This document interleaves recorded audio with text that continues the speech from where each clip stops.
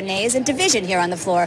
What should people take from this about how the Republican Party is right now? When this convention comes together, or any like it, they have to agree first on the rules by which they will be bound. Now, all we're asking for is a vote.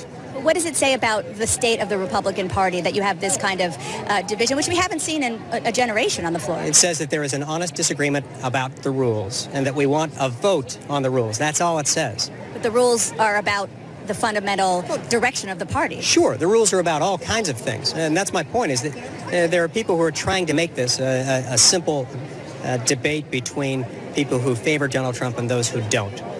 And what I'm saying is that we ought to be able to have a vote. Our rules allow us to have a roll call vote on this.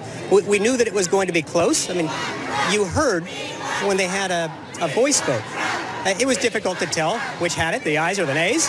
And that's why we wanted a roll call vote. We knew that would be the case. And I just want to tell our viewers that while you and I are talking, some clearly Trump supporters and Trump delegates are surrounding us saying we want Trump to try to drown you out.